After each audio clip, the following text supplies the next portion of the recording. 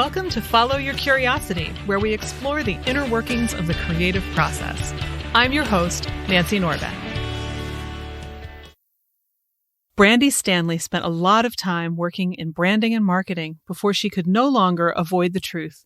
It just wasn't what she was supposed to be doing anymore. But just what was she meant to do instead? It's a question so many of us ask, and we all know it can take time to find the answer. In Brandi's case, it turned out to be using all the skills she'd developed already to make connections between things that seem unconnected and bring them to others via her podcast, This Plus That. We talk about that journey, the art of being ready, the magic that happens when you start taking steps toward the things you really want to do, and the concept of aliveness, which is a whole lot bigger and more profound than you might expect. Here's my conversation with Brandi Stanley. Brandi, I am really psyched to talk to you this evening. Welcome to the show. Yeah, thanks so much for having me. I'm really excited to talk to you also. I always start by asking people how they got started on their creative journey. If it's something that you started doing as a kid, or if you came to it later, or, what that looked like for you. Yeah. What a question. Because where does one start with that? Like, how long do you have? I'd say that I started drawing as a kid. That was the first sort of creative endeavor I remember doing. And actually, I remember sort of as a young adult asking my dad once at dinner, what's the first thing you remember me doing? I thought, like, was I playing with Barbies? Was I, playing with trucks or whatever sounds very gendered options, but, is there something that you remember me doing when I was very small? Which, for me was a question of like, what came naturally? And his response immediately was, I remember you drawing, like even when I was probably beyond, remembering that I was doing it. So before I had recollection of it, I think that was something I always did. But I drew, I think, into my late childhood or like maybe through my teens for a while. And I don't know what really stopped that. I've sort of examined that in pieces of my life and wondered where that really went consistently. But at some point, I think in my young adulthood, I would start drawing as a way to process grief, but I wasn't really, I was never really a person who just like was constantly doodling or was drawing from, just my imagination. I was always the kind of like drawer or artist who had to look at something in order to be inspired to draw it. And so, yeah, I would say that drawing and that sort of art were my original foray into creativity. And then I feel like I sort of got into more like intellectual pursuits and conversation and things. But I've spent a lot of my quote unquote career wondering what I think, like a lot of us, right? Like what I was supposed to do with my life, because I was sort of good at maybe several things that I enjoyed somewhat, but nothing that really caught me that I really just kept diving into individually. And I feel like the big part of my story is just this like meandering path around, when I got into, more of like being paid for work, I started doing branding, marketing, communications, and sort of the story I tell around that it was like the way I knew how to monetize my creative gifts. It was just like the most clear, but I always felt like there was this other artistic part of me that wasn't being fed that entire time. And so I have a long sort of path of, I think, choosing the secure job over and over and over and over again until really in this last year and a half that it became intolerable to do something any longer that wasn't, I just sort of had a sense that I wasn't here to do branding and marketing, like there was maybe something more and that I wouldn't be fully satisfied if I didn't at some point really tap into and honor this voice that kept telling me that there was something else I wanted to do. I should also say too, that I think a lot of the like branding, marketing, there's sort of this thread through all of it that was also writing. So writing is something I've done, I think also my whole life, in elementary school and middle school, I was always doing types of creative writing classes. And, my undergrad degree started in journalism. That was the very first thing I focused on in university, and, had consistently sort of parents who were like, we're not sure that's going to make a lot of money. And I don't know if that's part of why I have I've had this internal need to keep choosing the branding and marketing as a way to keep making money. But writing is a huge part of what I do and what I love. And that part has never really stopped. I've just found sort of different avenues to do it. But it's certainly part of what now I feel like I'm focusing on more to like really feed the real creative side of me. Yeah. I'm wondering, because as you're talking, I'm thinking, it's such a familiar, common story that you take the things you really love and you try to turn them into something that will make you money. And then you end up not really loving them as much anymore, or at least you don't love that form of it, but you're not sure that you're allowed to do something else or what that something else would be. And I'm just wondering, I just have this feeling like there's more under that you could say about that. Tell me if I'm wrong. I mean, I think that for me, choosing sort of the branding and marketing and communications bit was in a lot of ways not for me like choosing the creative pursuit and then finding that making that my job was unsatisfying. It was that I never really fully honored until recently a drive to do the more creative pursuits. And because, like a lot of us, I think the common story actually is just that like it's we have to survive some way, and so a lot of what I talk about often is, like how do you make a living doing what you love is the just constant question for all of us. And there's so many reasons that we at least feel put in a position where we can't make that choice. And sometimes that's very, very real. And sometimes I think that we've sort of done a disservice in dishonoring the actual power and gifts that we have to really move forward, and how successful you can be when you realize that when you're actually doing something you have a passion about, people experience that in a totally different way. And there's this like magic intangible thing that just starts to like show up when you actually try to start doing it. So yes, I have had a lot of a story that's like, oh, if I make the creative passion the thing that gets me paid, will it sort of dampen my joy around those things? And, even in creating this new podcast, part of it becomes a job, right? Like part of it becomes just the repetition. It becomes, I created a podcast that really gave me an excuse to read all the things that I want to read all the time and talk to people that I would have liked to talk to anyway, and conversations I probably would have been having anyway. So that sounds lovely, but yes, there has been some part of it that has become sort of a job that doesn't make it quite the same. But I think that's sort of why, and I'm not going to say it works that way for everyone, but I think for me, part of why it's sort of so important to do the things that you really have deep love for is that the only thing that keeps you doing some of that stuff, like where I think in other jobs, I would do it for long enough that like, I feel like sort of my max at any job was around 3 years because I would get too bored and like the passion wasn't really there. I was really doing it mostly because it was sustaining my life and health insurance, like a lot of Americans have to make a choice around. But the thing that I think keeps you doing work long-term so that like the repetition and when it gets dull or hard, and all of those things is actually having the joy behind it that continues to keep you going. I mean, it's like a marriage or something, right? That like, yeah, at some point it's secure and it's safe and it's commitment, but like the pieces that keep you going in all the moments that it's hard are the ones that are like joy and connection and passion and all of those things, right? So I don't think it's really all that different for work.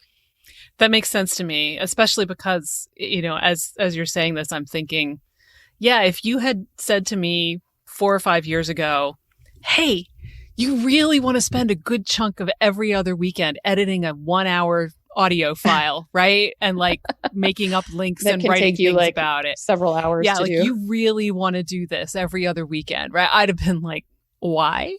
Why would you think I would want to do that? But, you know, most of the time, getting to listen to a conversation again is as much fun as listening to it, you know, as having it the first time.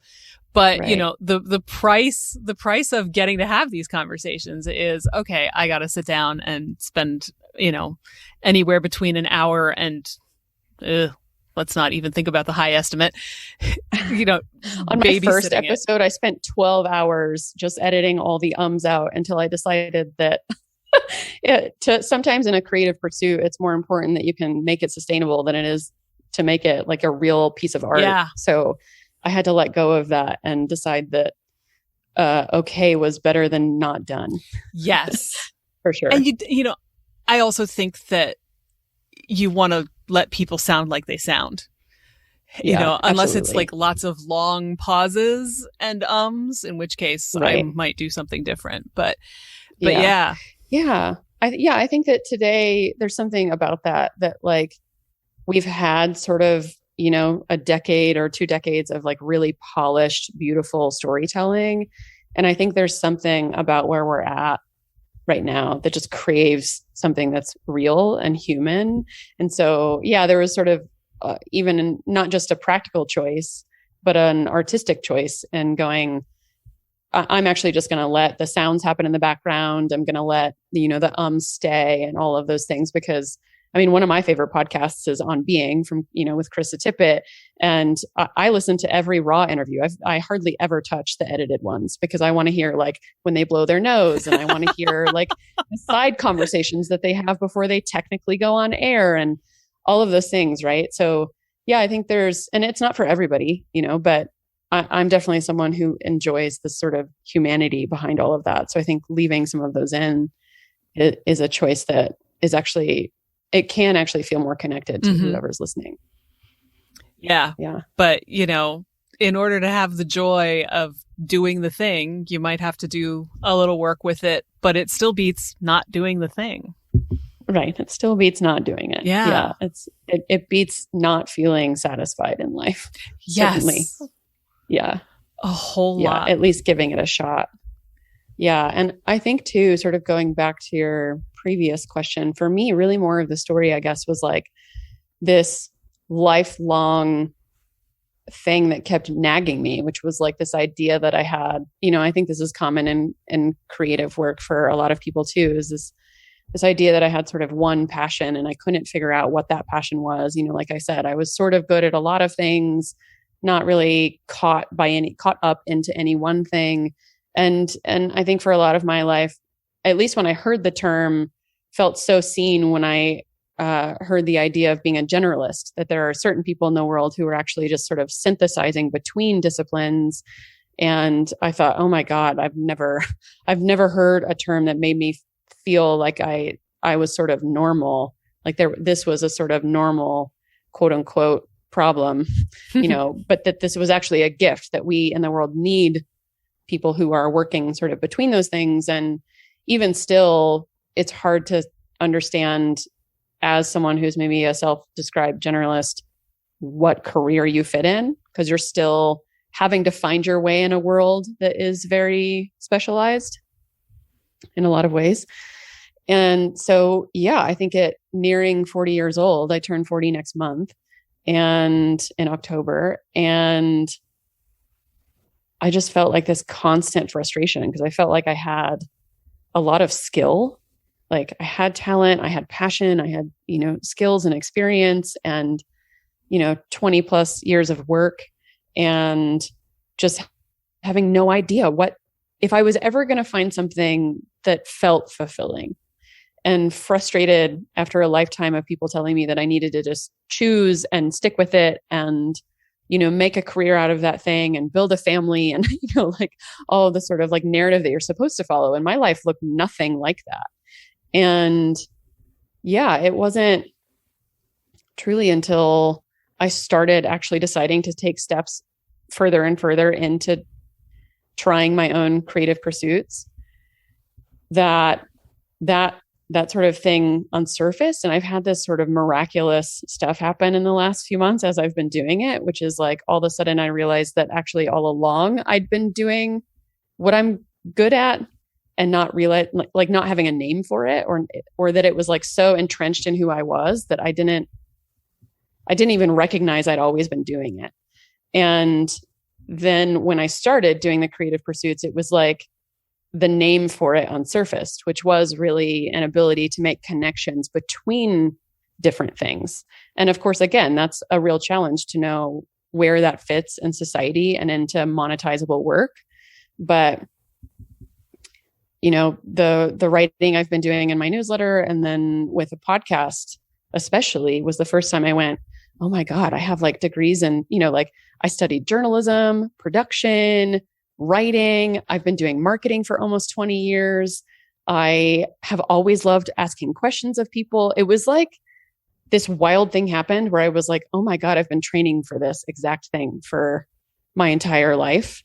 And I had no idea where it was going to fit. And so I've also had all these just like really overwhelming like realizations that have just sort of knocked me back of going like, sometimes you also just have to be ready. Like that the world is kind of doing something with you and all of your relationships and all of your work and all the things that you're interested in. And, when I reached out to you originally, I wrote to you about fan fiction and, having a shared love for that. And like all of these like little things that make you nerdy and just that you really love and light you up that, somehow it was like all of a sudden, all of that fit. Like every single thing I'd ever done, every hard relationship I'd ever been in, all of it is getting woven into the stories I get to tell now on the podcast. And that's just such an overwhelming feeling, or it has been for me, of, hindsight is 2020, but now looking back and just feeling like this immense sense of gratitude that like in all of my frustration of not being able to find the thing that I wanted to do, nothing of that was a waste. And all of it actually was preparation for where I'm at now. So yeah, I don't think that that's necessarily common to every creative pursuit, because I think, a lot of times artists do several things over the course of their career, and that's completely normal also. And so maybe you don't find the one thing and then land in it forever. And I'm not sure I will do the podcast forever or write forever, but it does feel like I've sort of landed into some like magical new universe where I just have this like really profound sense of gratitude that all of the things I've ever done have led me here. And no matter how long I keep doing it, it's just what a cool ride to be on, and to recognize that like, yeah, the world, the universe, like whatever you believe in, that's the muse, like whatever those things are as a creative, that none of your story is wasted, I guess. It's such a fabulous story. And I can hear people who are listening to this saying, tell me how to do this. And yet I have the feeling that there is no one size fits all, recipe. Yeah. I wish, a year and a half ago, I started and I've been a freelancer for a really long time, mostly doing branding and marketing communication stuff, again, because it was easy for me to keep making, profit from. But usually I guess the freelancing was, contracting for other people, but I would, often, as you tend to do as a creative, like dip in and out of full-time work. And yeah, so it was often for other people. And right before, literally, I left a full-time job in January, January 31st, 2020, Whoa. And decided it was time to start my own business for real, full-time. Like I'd done freelancing here and there as like, this is nice to have as a side business, a side hustle or whatever, or it's nice to have, it's sort of like an attachment problem. Like I had a commitment issue where I was like, if I was ever in a full-time job, it was nice to know that I could, fall back into contract work if I ever hated it and needed to leave, hated the full-time work. And so in January 2020, when I was leaving a job I'd been at for 3 years as the brand director, I was like, oh, now is the time to fully go like all in full time on my own business. And I decided to start a branding and marketing advice business because I knew in my experience, I had like where I was last working, it was part of a global community. And because I was brand director, anytime people in that community would run into me in person, they would ask me, can I just have 20 minutes of your time for questions I have around branding and marketing? And, I was being paid for whatever I was doing while I was there. So I was great with that. But I realized that like not everybody really needs to hire an agency for a big project every time, right? So I knew there was a need for it, and that you could just hire like really, it would be pretty high prices hourly, but also you wouldn't have to commit to like a huge project. And so you could hire me once, you could hire me multiple times, it felt like a model. It was sort of like, it was like coaching, really, creative coaching, business coaching, whatever, but it was just specifically branding and marketing. Once I got into it, I realized that was really the model I was following, even though I was coming into it going like, oh, I've never seen branding people do this. Because usually you're trying to upsell people into a long-term strategy project or, concept or developing logos or that kind of thing. And I was like, listen, I actually want nothing to do with that. I would like to pass you on to somebody else. And so I was this unbiased perspective to go, here's my advice for wherever you're at. And it whenever I was on calls with people, it was extremely helpful. But contextually, I started at the end of January 2020, and 2 months later, the world fell apart. And I mean, magically, I had started a business that was meant to be on Zoom. It was a Zoom call advice business, so I could talk to anyone in the world. So theoretically, I had an incredible model to start from. And I wouldn't say so much that I suffered from the market falling out because of the pandemic. I would say I just finally, in doing something full time where I had to market myself publicly as a marketing pro, made me nauseous. I was like, every time, like I spent a year spinning my wheels, building the back end and operations of that business. And then when I finally was like, Brandi, you kind of actually have to start getting clients at some point. So every time I would go public, I just started melting down. And I'm talking like major, like by the time early this year happened in 2021, and I tell this story early in episodes in my podcast, that I was having like full body panic attacks. Like I cannot do this anymore. And I had no idea what that was, other than just going like, this doesn't work for you anymore. You have tried continuing to do branding and marketing stuff for 10 years beyond when you thought, I want to stop doing this work. And now that you're like, oh, I'm so skilled that I knew I could make a multi hundreds of thousands of dollars business. I just knew like I'm equipped to do it. Like I've been doing the marketing side for that long, and I was running a marketing business, which I knew I had incredible advice to give people that would in an hour completely change, like save them at least the cost of the call. So I knew it was really effective, and I could do it, and I could make it extremely successful. And part of a story I tell too is just that I thought like, well, and I think this is common with creative people, is that you go, well, if I can just give away 20%, 40%, 80% of my life so that I can hopefully buy some time to do the creative work I actually want to do, then maybe that's a bargain I can stomach. And I got to a place where I realized, especially running your own business, even if you only technically are at your computer 3 days a week, that never turns off. It's just like, it's always going. And even if you've gotten to a place where you're successful enough to hire other people to manage that stuff so that you can only do 2 or 3 days a week of work, you're always managing those people. Like it was just like, I just realized that bargain wasn't actually, the math wasn't going to work out. And, so then I was like, well, maybe I can just do the thing that other people do, which is like maybe just kill myself for 3 to 5 years, make a ton of money, work all the time, and then finally have enough financial footing to do what I care about. And I was like, I'm nearly 40, and I genuinely think that will kill my body. Like, I think it actually will kill me.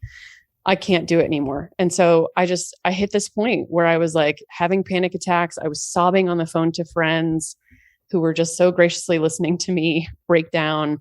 And I finally, because I had the benefit of, pandemic assistance, like I truly, if I had not had what amounts to a version of universal basic income over the last 18 months, my dream life probably either would have never happened or maybe would have happened 3 to 5 years from now. But when I started having those breakdowns, I decided to just go like, okay, you've got a little bit of financial security because of the unemployment assistance. So what you're going to do is, now that you've completely worn yourself out, like your body is so spent, you're going to take a few weeks and just kill you. I formally decided to kill the business. I shut down the trade name. I killed the website. I wrote my email list. I told them, listen, I don't know what I'm doing next. Here's my regular email address if you want to keep following me, but like, this is gone. I can't do it anymore.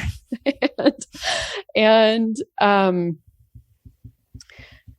so I took some time off. And in that time off, I mean, I had started writing again. I had kicked up my newsletter, which I had killed partway through the pandemic because I just was so busy and I was too tired to like really focus on it. I started it up again, and I had been doing it for a couple months by the time this happened. But when I took that little break and I was like actually recovered, I was engaging in stuff that brought me like joy. I was listening to other podcasts, which I love to do. And I was reading a ton and just out on a walk one day. I wasn't like, what I would love, or do you like, I was not coming from a place where I was like, what would be a great lead generation tool? A podcast, like that's not where I was coming from. I was genuinely just out on a walk, and I was like, what would be like, it was just like, it just appeared. Truly. It was like one of those like muse moments where you're like, it just happened. And I was like, it would be so incredible. My whole life, I've been so interested always and fascinated by people who are mashing together different things, like dance and neuroscience. And that has been a theme for me well beyond when I sort of recall ever putting money to what I was doing in my life. And so it started out as just this, like, it would be so rad. I have seen people who do like, there are nights in Denver where I live that have people who like work in one discipline and another person who works in another discipline. And then they sort of go, where's the common thread between those things? But I hadn't like, I knew I was a person, and I know that so many other creatives are people who have been like, I know on one of your podcasts, you talked to someone who's like a psychologist, and then all of a sudden she started writing. Mm-hmm. Right. And so like, I had so rarely heard from just one person who had been in these like really disparate fields in their life, and then had found some either innovation at the center of those things, or insight that no one had ever thought of before, or just had found some wild way to weave together their sort of career interests. And I thought it would be so incredible to talk to individuals who are doing that, because not only does it speak to this idea that I love and mashing weird stuff together and finding out, like what comes out of that, but also gives me an opportunity to talk about this sort of like career journey that we all take that's like very meandering. And it was like, as soon as I started doing it, I would tell it to people, everyone had an idea. They were like, oh my gosh, have you ever heard of Nathan Myhrvold, who used to work in like weather science or something and was really fascinated with bread, and then all of a sudden found this connection between hurricanes and yeast, like that sort of stuff that was like, oh my gosh, this is like a never ending topic I can tap into. And so, yeah, I just started pursuing that. And I'm such a verbal processor and a rambler. I think I've rambled well beyond your first question, but yeah, that's just sort of I don't know how I got here, I guess. And I guess what you were talking about was really more like, people who are listening going like, how do I do that? And yeah, I think the very short answer is where I started with that was going like, you wish as a coach, which I was doing with my branding and marketing, because everybody comes to you to go, give me the formula. I want to like sit down and do a branding exercise, and I want to uncover all my deepest values and truths, and realize, like sit down with maybe a like personality test person and have them tell me all of the like, the perfect things for me.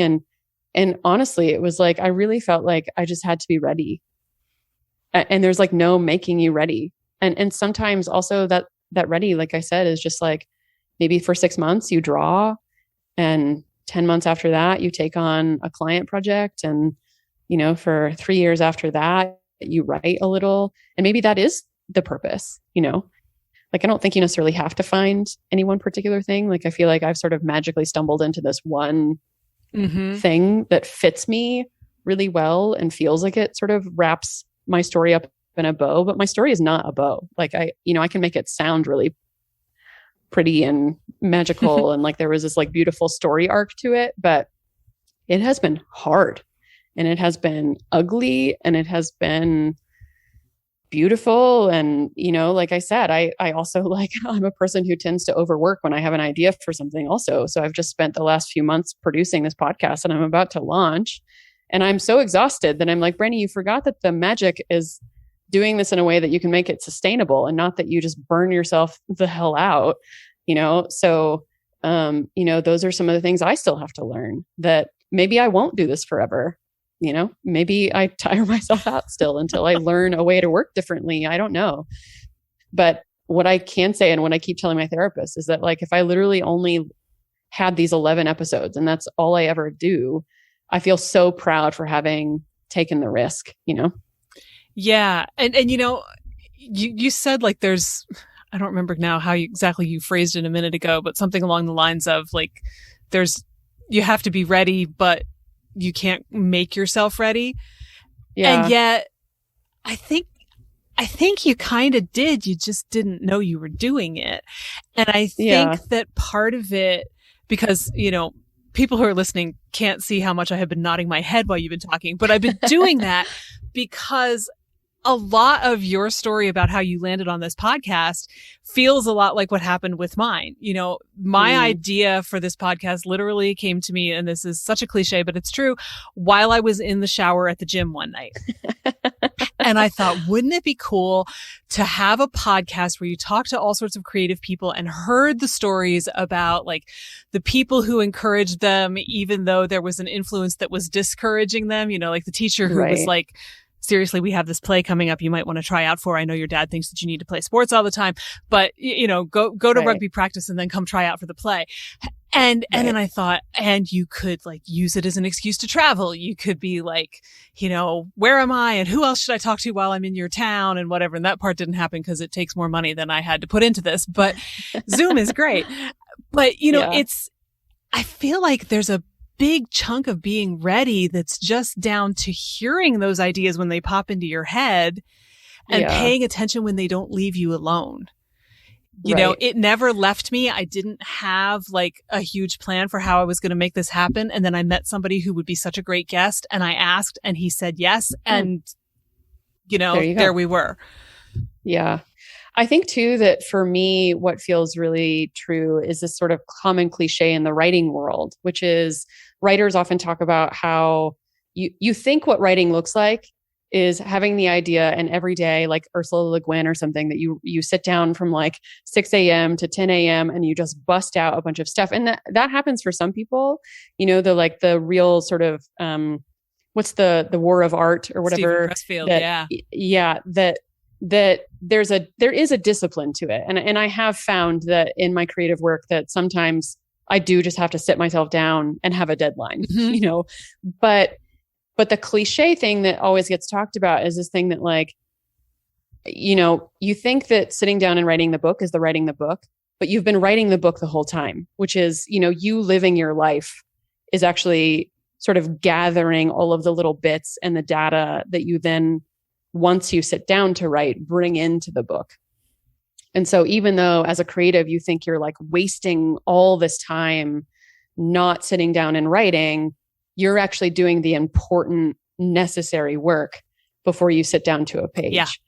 And I think that's a perfect analogy for any creative endeavor. It's the whole like, man, who said this? I'm going to butcher it also. It's the like, how vain it is to sit down to write when you've not stood up to live. Ooh. Like that, I think is sort of a different take on that exact story. It's like and even like starting a business, you're like, sometimes you just have to have enough experience, like, sure, there are the Zuckerbergs or whatever of the world that at like 19 or 20, just like come racing out of the gate. But one of my early interviews is David Epstein, who wrote a book called Range, Why Generalists Triumph in a Specialized World. And he talks about how, there was some study done where someone like interviewed people at some sort of startup thing and asked a bunch of people, like, what do you think is the average age of a successful startup entrepreneur? And everyone said like something like 25. And research shows that it's actually 45. And so, yeah, there's just this like false perception, I think, that like, there are writers and artists or whatever, and musicians, of course, that like make it huge, like really early in life. But a lot of times you just really do have to do the necessary work of living before you're ready to create. And again, like I'm making it sound like it's some sort of like magnum opus. Like it's like at some point you just create this like amazing work of art that's like your only and major thing in life. But I just mean even like like how part of what I love about Range from David Epstein, and like anytime he talks about it online, I talk to him about how there's just this like emotional outpouring of like tweet after tweet after tweet or something of people just going like, I didn't do such and such until I was 60. I didn't do whatever until I was 75. I started my PhD when I was 50. Like all of those things, and I think it's just an awful sort of story we tell, that you've got to have it figured out early. And then also I love the idea that what you're doing your entire life, you're writing the book the whole time, whether it's your eventual project as a book or a piece of art or, a podcast or whatever, or a business, that the whole time you're just gathering. You're in training. Yeah, you're in training. You're like gathering the characters. You're, like you're writing the drafts the whole time. So it's a bunch of training. Yeah. And I wonder what would happen if more people thought of it like that. Because I feel like that's so much more empowering than I'm 42 and I always wanted to write a book and I haven't done it. And I'm going to be a failure because I've never written my book, which is ridiculous. Right. Yeah. And part of what I love about that too is just like fan fiction is such a great example where some of the best writing I've ever seen in my entire life is hardly ever seen by people. It's not published. It's just like on some weird, internet, like forum sites or whatever. It's just like, yeah, there's so many people who are so gifted at stuff that like, probably, like I said, are finding ways to do it already in their life, maybe, but in a different way. So like for me, that was like a lot of times I'd get hired by like an ad agency or something. And I was really good at strategy for branding or whatever, but also they realized I was just a really good writer. So I'd like start doing it as a copywriter. And sometimes, yeah, like I said, that gift is just so close to you that it's hard to see. And yeah, sometimes it takes maybe also people in the world enough going, have you ever noticed that you seem to do X all the time? Or that you have enough jobs eventually where people just naturally ask you to slot into something where you're like, oh, I should maybe pay attention to that. Or people ask you how you do something and you say, I don't know, I just do it. Yeah, exactly. Yeah. It's like, so that's what makes it so hard to see. It's like so intrinsic to who you are. Yeah. Yeah. I just, I released a newsletter on Tuesday called Purpose Plus Nature. Cause I always, the newsletters I write are sort of like the podcast where I'm always combining two sort of weird things together. And I was talking about this conversation I'd been having with my friend Jonathan, who's another designer and creative person in the world. He lives with his wife in Nashville, and we talk every month. And we were having this conversation at some point a year ago. And, we were just talking about the idea of purpose, going, does everyone have one? Do only a lucky few people have one? What does that mean? And just sort of out of nowhere, this idea was like, oak trees just always give acorns. Like it's literally in an oak tree's DNA to make an acorn. And that acorn feeds it feeds its environment.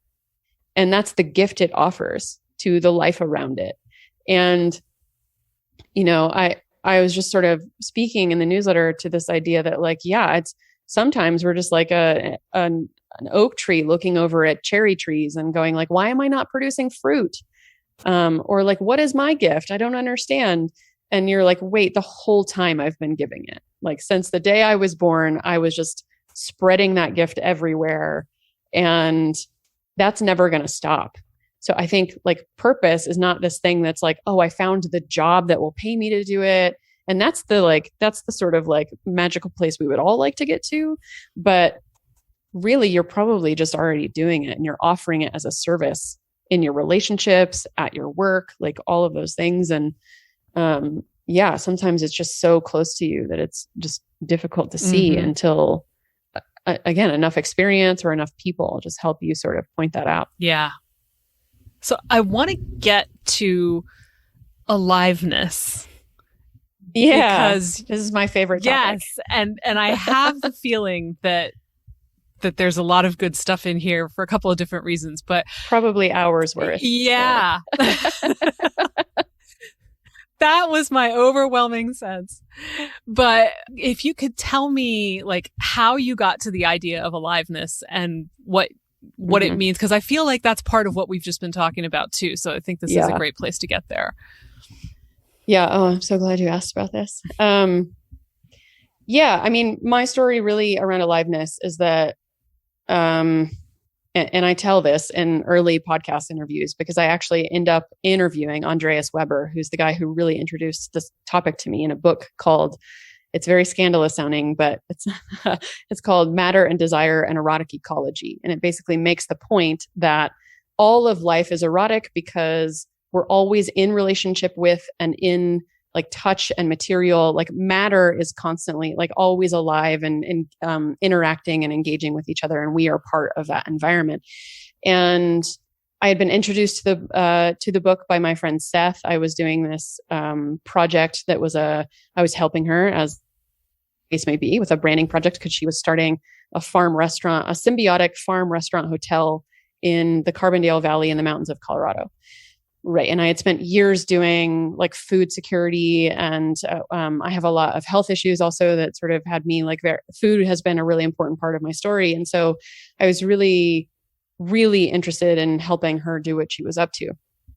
And part of that, she's the one who also introduced me to Wendell Berry, who's where I first heard the term generalist, and Audre Lorde, who wrote Uses of the Erotic, which is also sort of this essay that Audre Lorde wrote about like all these really beautiful lines that say some, stuff like, once you basically taste what it is to do stuff that's like to live an erotic life, like you're just like anything else is intolerable, becomes intolerable.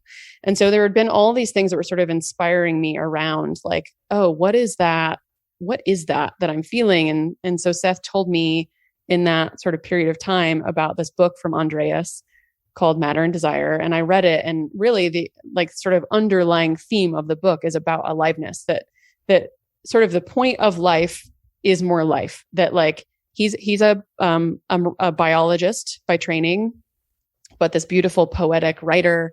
And so he has an actual like scientific explanation is that like whatever your religious leanings, your spiritual leanings, that literally life is always trying to, reach out for more life. And death is part of that. Death is part of that system, but it's always trending toward more life. And so he applies a lot of that or at least I started to apply a lot of that to like, what is it then in my own, in my work? Like, is there work that makes me more or less alive? And because I had been doing a bunch of stuff also in food, I had been diving into ideas around permaculture. And so I had started getting introduced to concepts like regenerative relationships, where like, the three sisters concept that comes from indigenous communities. It's when you put beans and corn and I think squash, I'm maybe going to screw up the third one. I'm forgetting what the three are. But when you put the three together, they grow more because there's something about the three of them in relationship that actually create more life than had they been further apart or separate from each other. Wow. And I had actually, in that permaculture work, I had taken all of these, I had taken this summer-long series of workshops around combining, like taking patterns from permaculture and applying them to social movements. Like what could we learn from permaculture and apply to our lives and also in like community organizing work. And so when I read Matter and Desire, I I had been on this like long journey of sort of thinking about work in this context. And so when I came across the idea of aliveness from Andreas Weber, I was asking myself, like I said, is there work in the world? Not just relationships. Like I think it's very clear that we have certain relationships that make us more or less alive. So I was asking those questions too, but I started to apply it to my work and go like, what is the work that makes me more or less alive? And what I talk about with Andreas in the interview that we have is partially this thing that like, in a lot of my life, I felt like it was really hard to access this idea of like happiness or even joy. Like, how do I measure those things? But aliveness for me, I could literally feel as a mechanism in my actual body that like when I did certain things, I would either, and I guess the really practical way to say this is that one of the stories I tell too is that I was auditing this class at the time, while I was doing this full-time work, and I was tired of the job. I didn't really like the job. I was drained always. So like I was making that bargain again as a creative person of going like, well, okay, I'll take the full-time job. And then in my free time, I'll do the work that really lights me up. But as we all know, a lot of the time, if you're doing full-time work that doesn't actually give you life, you're so drained that your brain and your energy, and also just practically 40 hours plus of work a week doesn't leave you with a lot of time to do anything other than just be an adult and take care of your kids and do the laundry and do all those things. And so your creativity just gets further and further onto the back burner. And so I had this like really tangible example at this time of reading that book, auditing this class while I was at a full-time job, and the job would drain me. I wasn't doing any of my creative work, but I would go in the middle of a work week to this class that was about quantum physics and breath work. And like, it was basically mashing the humanities and the sciences together. And it was beautiful and incredible, taught by another guy that I interview, Lincoln Carr, who is a quantum physicist and a poet. And I would leave that class at 10 p.m. every week. And I would literally, even now I have goosebumps. I would like want to run around the neighborhood. I had so much energy at 10 p.m. Right. And so it was like immediately I had this practical, tangible example to go, this work kills me. It literally feels like it kills my body. And I know it because I'm sitting down all day. I feel terrible. I don't have the energy to exercise. Like it is quite literally draining my life force and probably going to kill me at some point if I keep doing it. And that sounds so dramatic, but I'm so like, I think so many of us are just autoimmune conditions. Like, I mean, we are wrecked from stress and adrenal fatigue and, all of those things. And then there's this other job that or this other avenue, even, it wasn't even work yet. I was just auditing this class, but that just lights me up. And so what I tell Andreas in our interview is that it was like, all of a sudden I had this compass where I could go, does this give me more life or doesn't it?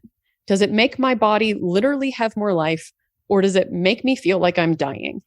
And it wasn't like I immediately quit my job and then was like, I'm going to go do all my creative things, like, again, I think I had to be ready to take those steps.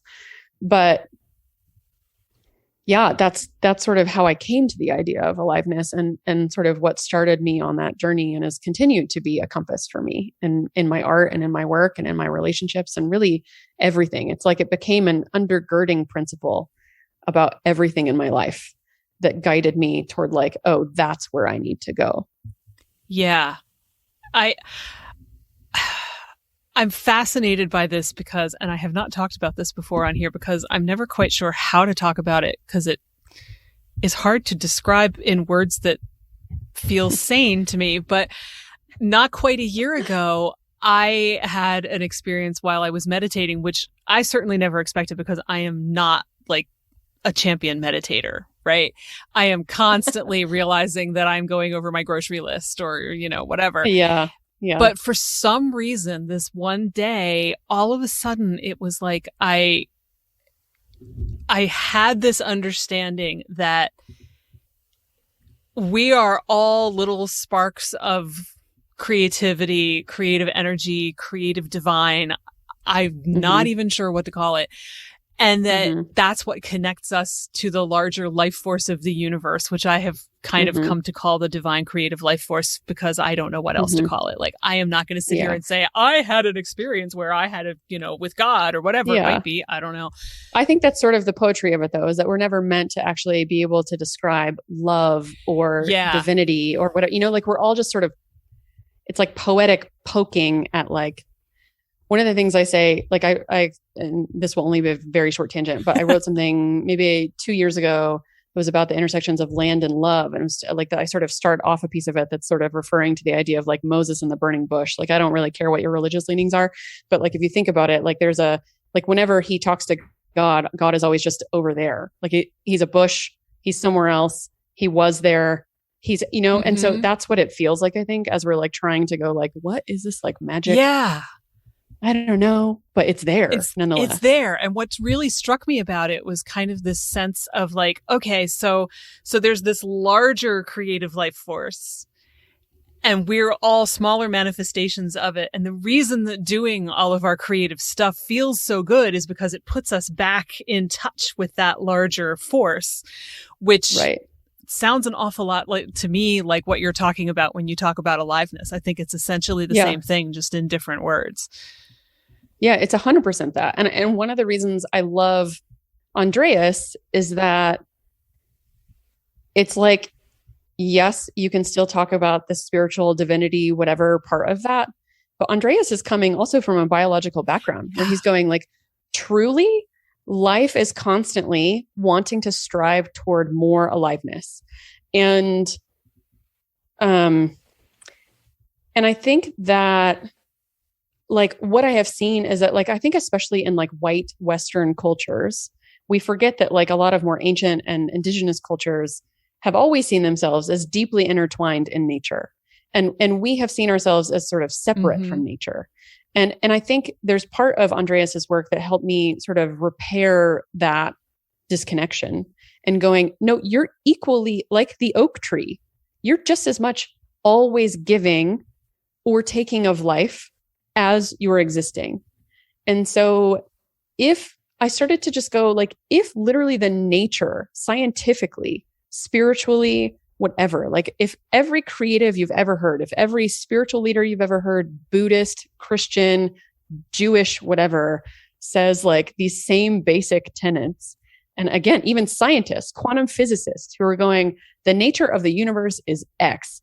And really that X is just something that hits at this idea of aliveness that goes like, a tree is always wanting to be more alive, a plant, humans, ants, like whatever the case may be, we're always trying to produce more life.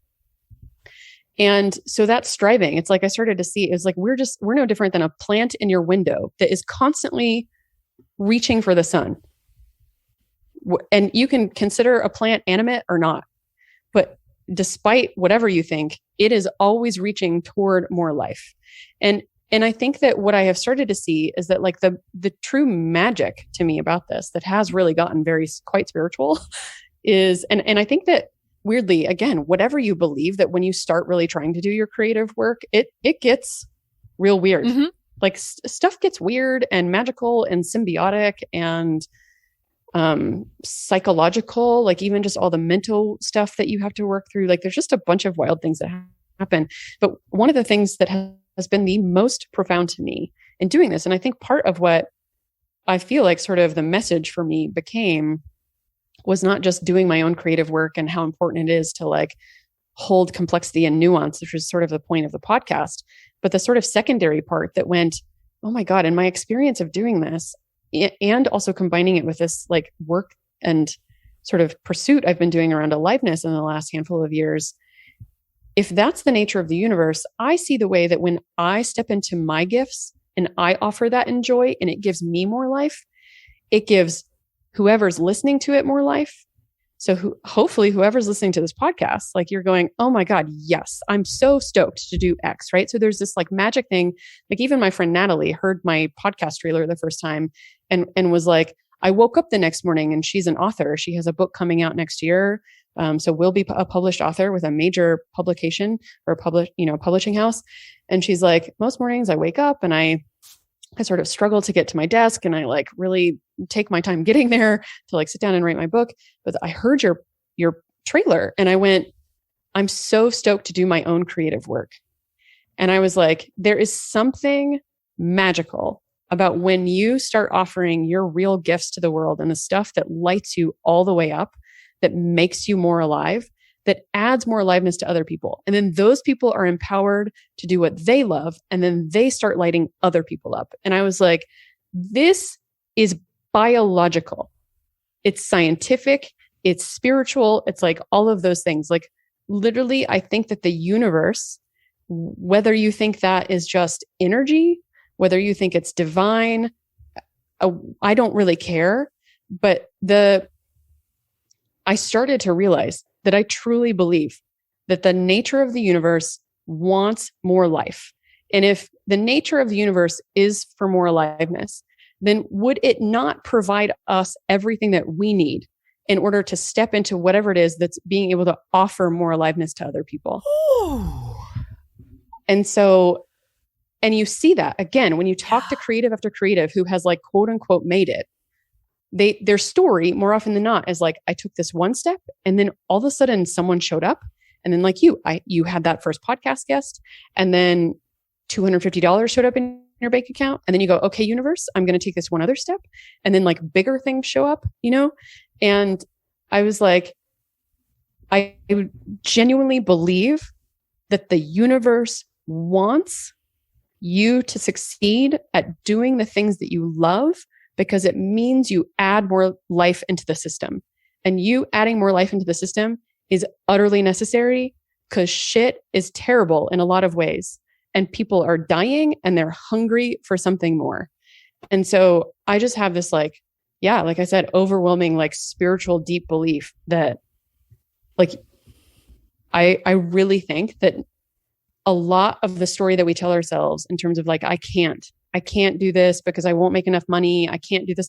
Like more often than not, also what you hear is like, when you start doing the thing that you love, you make so much more money than you ever dreamed of. And maybe there's like my friend Kyle likes to talk about how the period of time I'm about to enter is like when I've decided to do the creative thing. And the period of time where I'm not yet making that money is actually a period of time when the universe is like, you tell me if you're serious. Ooh. And so it's like, no, I might not be making the money yet, but there is a period of time where it goes, I'm going to give you every challenge and every reason to turn back to the safety, to the easy route that would have you living a half life. If you want it, you're more than welcome to take it, but I'm going to challenge you through a period of time before you're ready to really even be able to cope with like the amount of money or success or fame or whatever, or maybe just like a good life that you're so thrilled with. Maybe it's not fame, maybe it's not a ton of money, whatever that is for you that you feel most alive doing. Doesn't really matter how much, like quantity doesn't really matter of any of those things.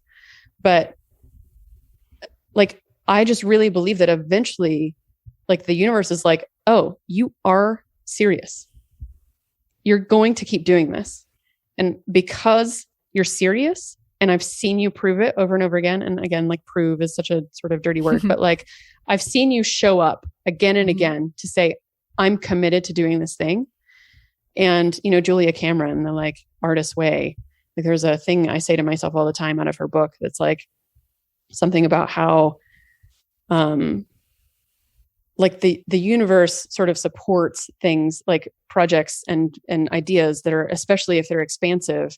And so as soon as you decide on the how, as soon as you decide on the what, it will give you the how. And so, yeah, for me, I felt like it just took 40 years to figure out what my flag to plant was, you know, and then as soon as I did it, everything started bending around it. And again, like I'm not even making money right now, really. Again, I'm still sort of surviving off of universal, you know, well, I guess in our world, it's unemployment. It has felt like universal basic income. But again, I was talking to my friend Kyle yesterday. He was like, yeah, this is the period of time where you're about to get to prove that you're serious about this thing. But yeah, I just to sort of close out this long rant or, you know, being on a soapbox, that I just truly believe that the universe, because it wants more life, it is always trending toward more life. I think there is something literally scientific about you doing stuff that brings you more life, and how that adds more life to the system and to people and lights other people up and empowers them to do their own things that bring, life to other people. Then that I want to say that you can basically bank on, when you take those big steps, that eventually the resources show up. I love the idea of, this is what the universe wants. It wants more life. It wants everybody to move in the direction of more life. But I can't not think about the irony of the fact that so many of us not only don't believe that that's true, but have turned off our connection to that so much that we have trouble even feeling it, because we do spend 80% of our time at a day job that is not making us feel alive. And then we go home and we collapse. Where, the irony is, even if you're only doing 5 minutes of the thing you love, it will energize you, and it will help to counteract the effects of being drained all day, even though that's totally counterintuitive and it doesn't feel like that could possibly be right. It absolutely is. And it feels like we have set ourselves up to believe that, you're not supposed to enjoy what you do unless you're super, super lucky, that this is the best you could expect out of life. And meanwhile, over here, there's all sorts of reason to believe that that's not true. Even if you just look at it from the point of view of 5 minutes of creativity will make you feel more alive. Right. And I think, and I've said this before on here, I think the real tragedy is that we all have these things that we love to do, but we forget, when we haven't done them for a while, why we love them, because we forget how good it feels.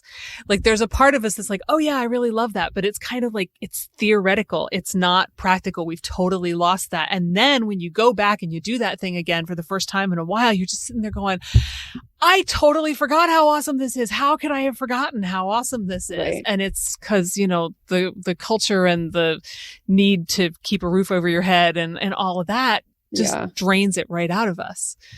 Yeah. Yep. And yeah, I mean, I find it hard sometimes to sort of preach like that about doing what you love, because that is the constant retort. And it's both like equally real and equally not, meaning it is real that we live within an economic system that keeps us drained for the most part. And that it is extremely hard to access, especially for people who have far less access than others. So the more marginalized you are, the harder accessing that becomes, right? So that is a lived reality for most of us. But also right on the other side of that is an equally real reality, which is, again, me just sort of tapping into the theme of my podcast. It's like equally both things, right? And so the other side of the coin is that a lot of that story, and I get a lot of this actually from Charles Eisenstein. He's a guy who wrote Sacred Economics, which talks about how capitalism is eventually a system that actually logistically has to die. Like, it literally can't function forever.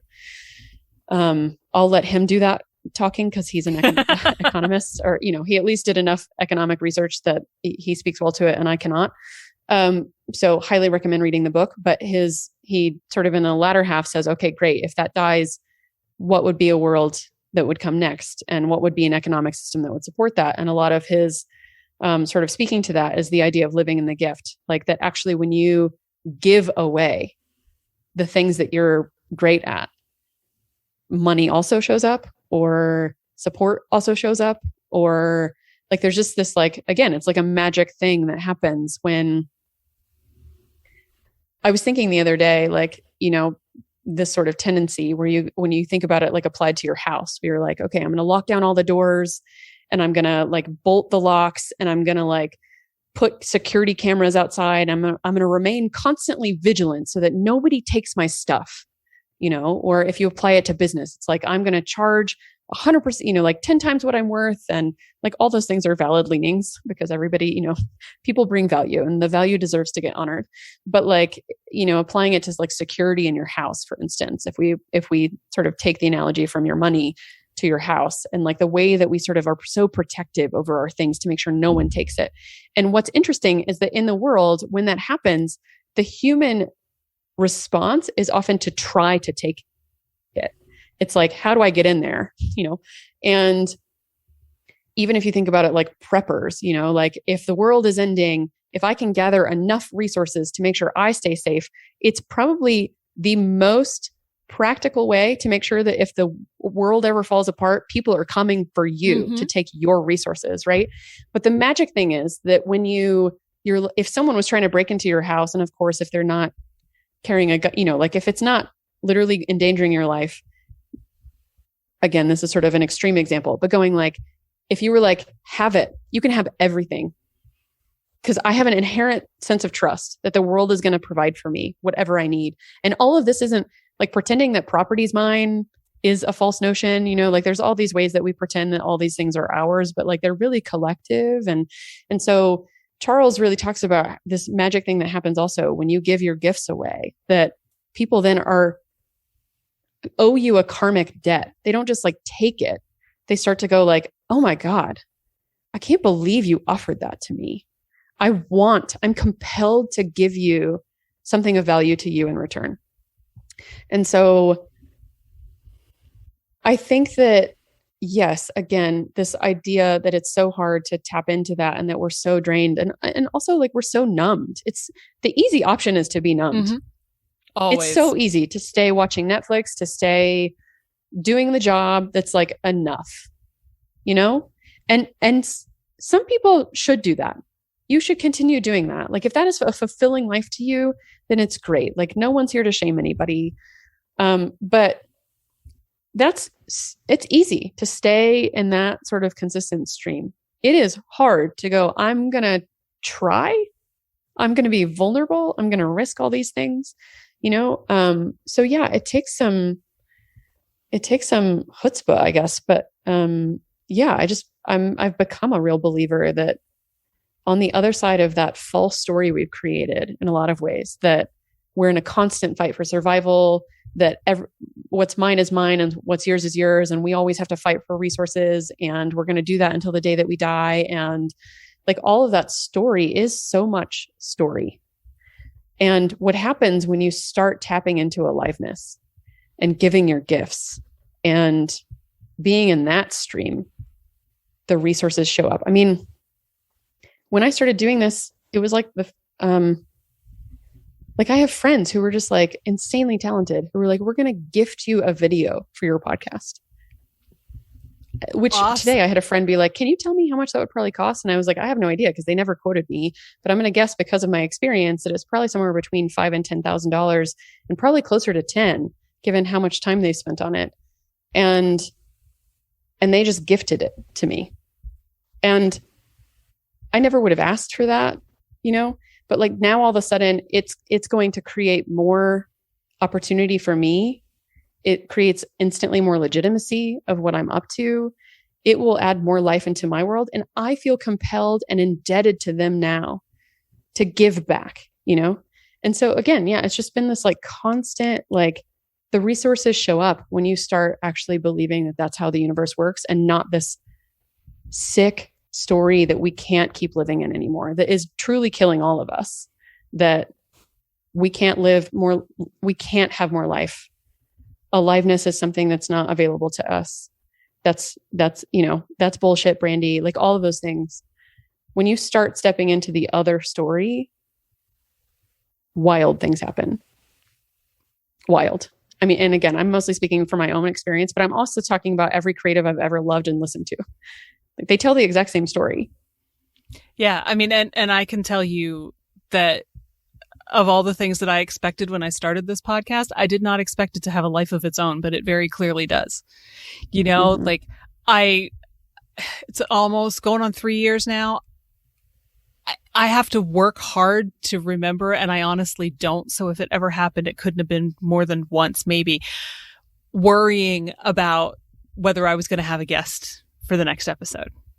You know, I mean, people just turn up. Somebody emails me out of the blue, or I get an email from somebody else like, you should talk to this person, you know, and then that leads to another 5 or 6 people. I mean, it just goes.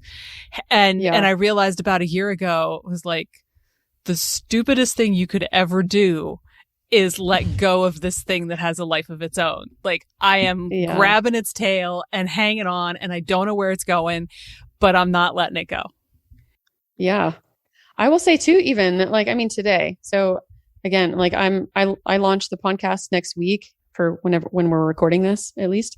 And I have just been working nonstop for months now on it.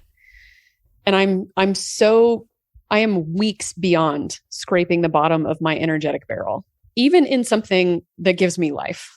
Right. And again, as Kyle tells me, sprints happen. Sometimes you're pushing. Sometimes you are pushing. Kyle needs to write a book. I'm serious. This guy, I love him. So I'm so tired, and because I'm constantly like, my brain it's like that bad meditation. You're like, I can't even try meditation right now because sleep is hard enough. Like, just shutting my brain off is so difficult. And I have woken up for no reason for the last 3 nights, sometime in between 3 and 4 a.m. I am utterly exhausted. And today I was like, Brandi, you finally have to stop working for a day. And I like went out into the mountains and came back, and I was like, I know I have to do this interview, and the last thing I want to do is something else related to the podcast right now. And I will tell you that however far into this, that I am more alive than I have been at any other energetic point today, because I love talking about this shit. Mm-hmm. I'm sorry, I don't know if cursing is allowed. I'm a cursor. So yeah, I love this. And it's like, I will leave this being excited myself. And so, yeah, there's just like, man, what a gift. What a gift to get to do that stuff. Where most times when you think about work, you go, man, what work, you know? And it is work. You know, we've already talked about the amount of time you spend editing, much less prepping for, reading, being in the interview, marketing, audio engineering, show notes. Like, I mean, the amount of work that a podcast requires, no one can prepare you for. Yep. I have read all the books that told me, Brandi, it's really a lot of work. And then I did it. And I'm a person who can do a lot of work, and still was like, wow, this is a lot of work. But like, it lights me up. That's it. Yep. It's a simple truth. And so, yeah, and hopefully, yeah, like, again, like, hopefully this has been a fun conversation. So hopefully you leave with more life, and then the listeners get more life. And I'm like, let's just, like, that's what the universe wants. And I'm happy to keep doing it if that's what the universe wants, because it means I feel most alive for as much of my life as possible. And that seems like a pretty good way to live. It really does. I swear to God, most times I sound like a preacher. I'm so sorry. It's okay. I know the feeling. But it also sounds like a really good place to stop, even though I really kind of don't want to. Well, great. This has been an absolute blast, and I'm so glad that you got in touch. Thank you so much. That's this week's show. Thanks again to Brandi Stanley for joining me. You can find links to her podcast, and to the many books she mentioned in the show notes. If you enjoyed this episode, please don't forget to subscribe, rate, and review, and share it with a friend. I appreciate it more than I can say. You can find show notes, the 6 creative beliefs that are screwing you up, and more at fycuriosity.com. I'd also love for you to join the conversation on Instagram. You'll find me at fycuriosity. Follow Your Curiosity is produced by me, Nancy Norbeck, with music by Joseph McDade. If you like Follow Your Curiosity, please subscribe, rate, and review on Apple Podcasts or wherever you get your podcasts. And don't forget to tell your friends. It really helps me reach new listeners. See you next time.